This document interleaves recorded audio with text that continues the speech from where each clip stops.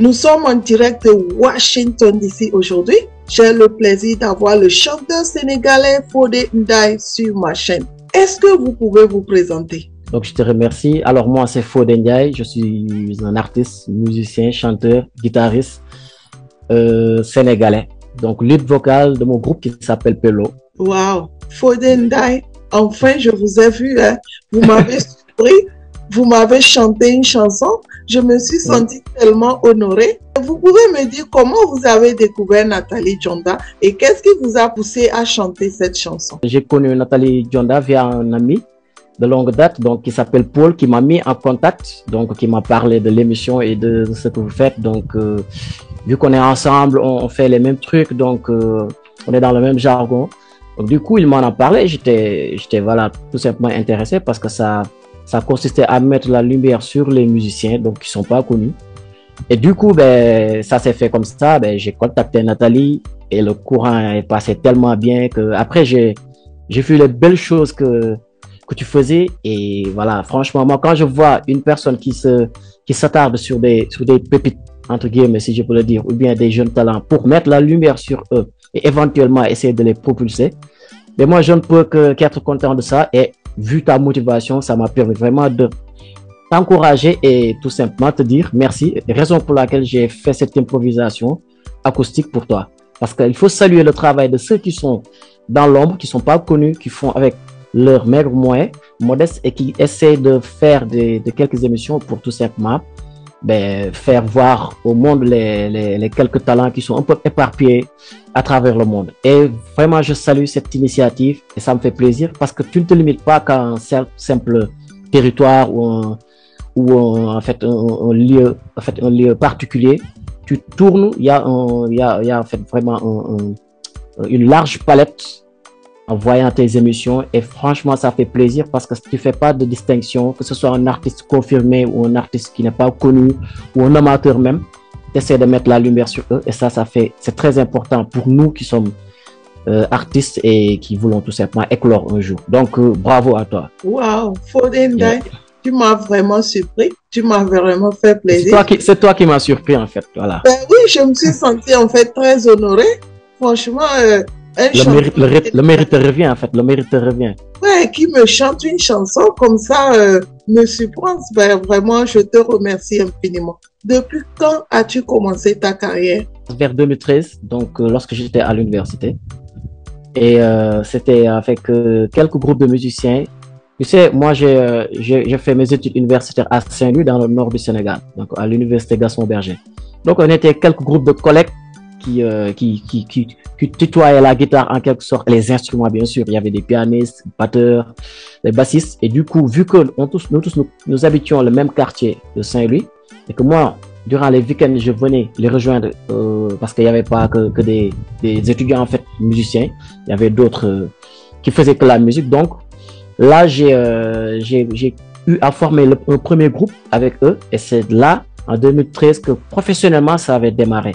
À part ça, c'était que de l'amateurisme. J'étais dans ma chambre. Des fois, je jouais pour les gens, pour tout simplement des anniversaires, quelques événements. Et c'est à ce moment-là que j'ai pris conscience de ce que je pouvais développer dans le futur.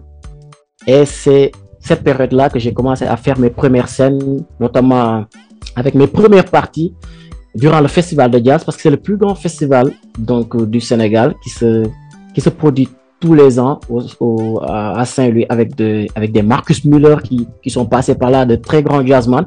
Et j'avais eu l'opportunité de faire mes premiers pas sur la scène de Saint-Louis, donc sénégalaise. Et c'est à partir de 2013 que vraiment ma carrière, elle est lancée. Enfin, je peux voir que tout ce que vous avez dit vous a motivé à être chanteur aujourd'hui, c'est ça? Ouais, effectivement. Et quel genre de musique vous produisez? C'est la musique, c'est une éternelle en fait mise à jour. Avec les instruments modernes, maintenant on assiste par exemple en Afrique à l'afrobeat qui était peu utilisé dans les années peut-être 90, quelque chose comme ça. Donc du coup, ma musique elle est un peu aléatoire parce que je fais de la pop, je fais du folk, mais ancré plus dans le folk avec des rythmiques africains. Donc des rythmes africains et surtout traditionnels avec les percussions, mélangé avec les instruments occidentaux, donc des instruments modernes. Par exemple, moi je suis guitariste, je joue la guitare mais on peut incorporer sur la musique, par exemple, des instruments traditionnels comme la kora, par exemple le khalam. Le khalam qui est une sorte de guitare traditionnelle ici au Sénégal. Donc les percussions, le sabah, qui est typiquement Sénégal, Wolof. Donc disons que ma musique, c'est un métissage entre donc la pop, le folk et en fait les rythmes traditionnels. Donc ce qui fait un brassage afro-folk.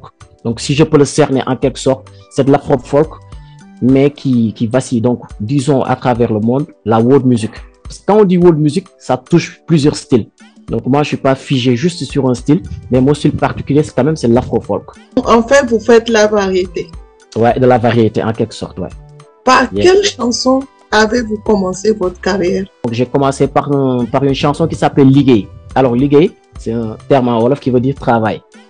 Donc j'avais commencé ça, j'étais à l'université et c'était ma première chanson que j'avais écrite noir sur blanc, tu vois, papier, stylo à la main.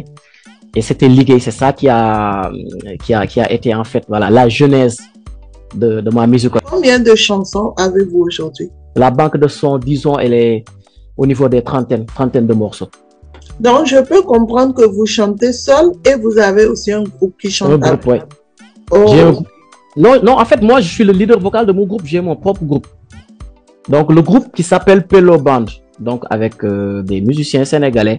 Donc, ça fait depuis 2017 qu'on est ensemble. On se considère comme des frères parce qu'à part la musique, même, on continue de se voir, faire d'autres activités. Donc, voilà, moi, je suis le leader vocal, mais c'est mon groupe qui s'appelle donc le Pello Band. Moi, je pensais que vous chantiez seul. Je ne savais pas que vous avez un groupe. Non, j'ai un groupe. Ok. Et vous voyagez avec ce groupe-là? Effectivement, je voyage des fois. Bon, pour les comptes du projet, des fois, tu es obligé de partir juste le lead vocal pour faire des tournées.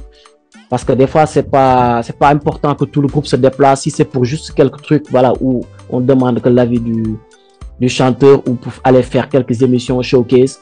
Mais effectivement, on est allé faire des tournées avec le groupe, notamment à Marseille et à Montpellier. Donc ça, c'était en 2019, juste avant le lockdown, le coronavirus. Combien d'albums avez-vous aujourd'hui? Et on est là en train d'enregistrer le tout premier album officiel. Déjà, ce qui est sur le marché, c'est un opus. Alors, on l'appelle EP qui est de 4 titres. Tu vois, l'EP, c'est-à-dire, c'est le fils de l'album. Voilà, c'est comme si un album fait 12 morceaux. L'EP, c'est juste une simple présentation de 4 à 5 morceaux, ce qui est déjà disponible. Il y a un album aussi qui a été complètement terminé. C'est un album collaboration avec des musiciens de Marseille. Donc, cet album va bientôt voir le jour. Ou bien même déjà sorti parce que c'est la présentation officielle qui n'a pas été faite. Donc, si on récapitule, il y a un album déjà qui est sorti et un EP. Donc, disons un album et un EP pour le moment. Donc, vous avez voyagé, tout le groupe est allé en Europe. Est-ce que vous avez eu déjà des awards? Pour le moment, non. On n'en a pas encore eu, on n'a pas participé à ça, on n'a pas été encore nominé. Et j'espère qu'avec le temps, surtout l'album qui viendra, qu'on sera au moins, voilà, dans les charts, comme on dit. J'espère que très bientôt, vous serez nominé. Honnêtement, Fodé Nda, je pense que vous avez une très belle voix et que vous chantez énormément bien. Et je pense que vous le méritez, franchement, d'avoir un award. Parlez-moi de votre expérience en tant que chanteur de la chanson sénégalaise africaine. Tu sais, à la base, j'ai été influencé par un monument de la musique africaine, je dirais même plus sénégalaise, qui est Youssou N'Dour, qui a été mon idole. C'est lui qui m'a influencé depuis tout petit. Moi, je l'adorais, je l'imitais même, j'ai appris à chanter à travers ses chansons. Et c'est ce qui m'a fortement influencé à vouloir tout simplement être musicien et voilà, pratiquer cet art. Alors, mon expérience, tout simplement, c'est que en Afrique, précisément au Sénégal, le milieu musical, il est assez large avec divers styles. Donc, on voit des jazzman, on voit des gens qui font de l'acoustique, qui font de la variété, les salseros, tu vois, les musiques latines. Et ce qui prédomine ici au Sénégal, c'est la musique locale qui s'intitule le mbalax. Donc, qui est une musique tout simplement typiquement africaine pratiquée ici. Alors, moi, mon expérience à travers les chants et tout, c'est tout simplement beaucoup de scènes, beaucoup de diversité, beaucoup d'échanges, surtout avec des acteurs culturels, parce que c'est très important pour trouver en fait son chemin et essayer de savoir exactement quelle direction prendre. Parce qu'en fait, c'est ça qui fait la différence entre les musiciens contemporains et les musiciens en fait, qui viennent d'autre part. C'est-à-dire, c'est tracer son chemin et savoir exactement ce qu'il faut faire. Donc, j'ai eu beaucoup de collaborations ici, que ce soit avec des instrumentistes ou des chanteurs. Et bien, c'est ça qui m'a permis de grandir, d'acquérir un peu d'expérience et de pouvoir continuer sur ce chemin. Donc, au Sénégal, il y a divers styles, il y a beaucoup de chanteurs, mais voilà, les styles ils sont répartis avec la plus grande majorité qui fait le mbalax, donc qui est la musique nationale. Donc, je peux comprendre par là que c'est pas facile d'être un artiste au Sénégal. C'est pas facile. D'autant plus si tu pratiques pas la musique qui est la plus écoutée au pays. Parce que nous, par exemple, moi, je te le cache pas, s'en sortir avec la musique est impossible de nos jours. Parce qu'ici, au Sénégal, il y a l'absence d'un marché musical. La plupart des festivals, ils se produisent pas au Sénégal. Donc, si tu deviens une vedette avec comme prédilection la musique locale, ça peut le faire. Mais nous qui faisons de la variété, qui voulons exporter notre musique, c'est un peu compliqué quand même. C'est la raison pour laquelle on essaie à faire des collaborations un peu partout dans le monde pour exporter la musique. Donc, c'est pas facile quand même. Avez-vous des financements? Non. Je suis dans l'autoproduction et pour ce qui est de la collaboration avec Marseille, ben, il y a une production qui gère en fait tout ce qui a été mis en œuvre. Mais personnellement, avec mon groupe, c'est que de l'autoproduction. Vous savez, j'ai interviewé beaucoup d'artistes de plusieurs pays. Ils disent tous la même chose. Ils n'ont pas de financement. En fait, le gouvernement africain ne sait pas qu'il faut supporter leurs artistes pour pouvoir évoluer, en fait. C'est l'artiste, en fait, en voyageant, en chantant pour une culture, qui fait voyager la culture. Mais en fait, les pays africains ne comprennent pas ça forcément. Quel conseil avez-vous à donner à un jeune Africain aujourd'hui qui voulait devenir chanteur comme vous?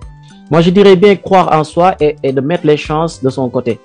Parce qu'on a vu qu'en Afrique, c'est très compliqué de trouver des financements.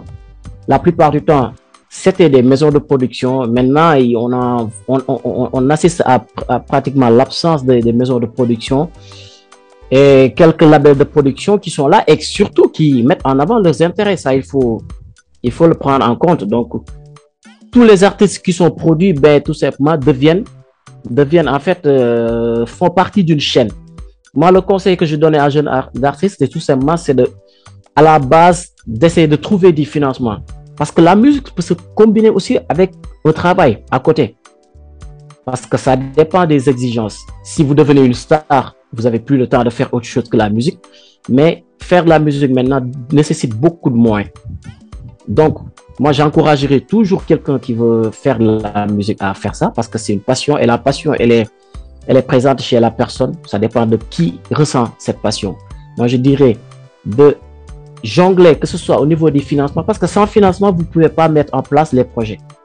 Les financements vont soutenir tout simplement la production d'un album, les clips, tu vois, au niveau même de l'habillement, les shootings, en fait, tout ce qui est investissement personnel et matériel pour tout simplement mener à bien une carrière.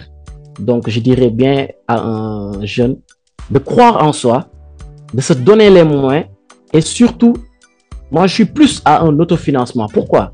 Parce que quand vous vous autofinancez, vous êtes libre, vous êtes quitte avec votre conscience. Alors que des fois, vous suivez les directives d'un label. Par exemple, ici, vous signez sur un label qui fait une production locale, mais vous êtes obligé de vous fier à ces obligations parce que eux, ils cherchent l'aspect économique. C'est-à-dire, ils s'en servent de vous pour mener à bien le projet économique. Je dirais à un jeune vraiment d'essayer de se donner les moyens d'abord et de se lancer pour tout simplement mener bien en fait sa carrière. Fodé Ndiaye, avez-vous un mot de fin? Je tenais déjà à te remercier parce que franchement, c'est très important ce que tu fais. Mettre la lumière sur des artistes qui ne sont pas connus, franchement, moi j'appelle ça faire son travail. Parce que si tout le monde faisait comme Nathalie Dionda, je pense que on assisterait à une éclosion chaque année des milliers d'artistes. Et je sais qu'ils sont éparpillés un peu partout dans le monde. Certains, par défaut de moyens, ils ne peuvent pas s'en sortir, ils ne peuvent pas se faire voir. Donc, je te remercie du fond du cœur et je t'encourage à continuer sur cette lancée parce que c'est très important ce que tu fais là. Je remercie tous les téléspectateurs, bien sûr, qui regardent ton émission, tous tes followers et voilà, tes abonnés, et leur dire de s'abonner sur ta chaîne parce que c'est une chaîne à voir. Fodenda, je suis très contente de t'avoir sur ma chaîne. Franchement, j'aimerais te dire que tu es un bon artiste. Tu as une très belle voix. Franchement, j'ai été honorée par toi. Je suis disponible à tout moment quand tu voudras pour faire une autre interview. Je suis très contente et je rappelle qu'on est en direct de Washington DC. Et je te remercie d'être venu sur ma chaîne. À très bientôt. Au revoir. Thank you. Thank you very much.